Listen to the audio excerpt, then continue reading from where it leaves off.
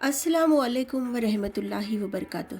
اب بڑھتے ہیں حصہ 6 کی اور نمازوں کا تحفہ اور جنت و جہنم کی سیر۔ اللہ تعالیٰ سے ملاقات اور بات چیت کے بعد حضور صلی اللہ علیہ وسلم خوش اور نہال ہو کر واپس سدرۃ المنتہا کی طرف تشریف لائے۔ آپ کے پاس اپنی امت کے لیے ایک بہت بڑا تحفہ تھا، 50 وقت کی نمازیں۔ جب آپ صلی اللہ علیہ وسلم واپس لوٹ رہے تھے تو چھٹے آسمان پر آپ کی ملاقات پھر سے حضرت موسیٰ علیہ السلام سے ہوئی۔ نمازوں کی کمی کا واقعہ۔ حضرت موسیٰ علیہ السلام نے پوچھا، اللہ نے آپ کی امت پر کیا فرض کیا ہے؟ حضور صلی اللہ علیہ وسلم نے فرمایا، 50 نمازیں۔ حضرت موسیٰ علیہ السلام نے نہایت ہمدردی سے عرض کیا، اے اللہ کے رسول صلی اللہ علیہ وسلم، میں نے اپنی امت یعنی بنی اسرائیل کا تجربہ کیا ہے، لوگ کمزور ہیں، آپ کی امت 50 نمازیں نہیں پڑھ پائے گی، آپ واپس جائیے اور اللہ سے اس میں کمی کی درخواست کیجیے۔ حضور صلی اللہ علیہ وسلم واپس اللہ کے حضور گئے اور نمازوں میں کمی کی گزارش کی۔ اللہ نے کچھ نمازیں کم کر دی۔ آپ صلی اللہ علیہ وسلم پھر نیچے آئے۔ حضرت موسیٰ علیہ السلام نے پھر وہی بات کہی۔ یہ سلسلہ کئی بار چلا۔ آپ صلی اللہ علیہ وسلم بار بار اوپر جاتے اور اللہ نمازیں کم کرتا رہا۔ آخر کار صرف 5 نمازیں رہ گئی۔ حضرت موسیٰ علیہ السلام نے پھر کہا، حضور 5 نمازیں بھی آپ کی امت کے لیے بھاری ہوں گی، آپ ایک بار اور گزارش کیجیے۔ لیکن ہمارے پیارے نبی صلی اللہ علیہ وسلم نے فرمایا، اب مجھے اپنے رب سے سوال کرتے ہوئے شرم آتی ہے، میں 5 نمازوں پر ہی راضی ہوں۔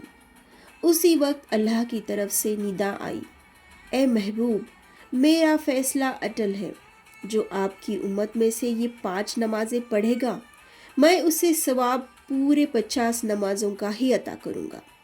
یہ اللہ کا اپنی امت محمدیہ پر بڑا احسان تھا۔ اس کے بعد حضرت جبرائیل علیہ السلام آپ صلی اللہ علیہ وسلم کو جنت کی سیر کرانے لے گئے۔ آپ نے جنت کے وہ نظارے دیکھے جنہیں کسی آنکھ نے نہیں دیکھا اور کسی کان نے نہیں سنا۔ آپ نے دیکھا کہ جنت کے محل سونے اور چاندی کے اینٹوں سے بنے ہیں اور ان کا گارا کستوری کا ہے۔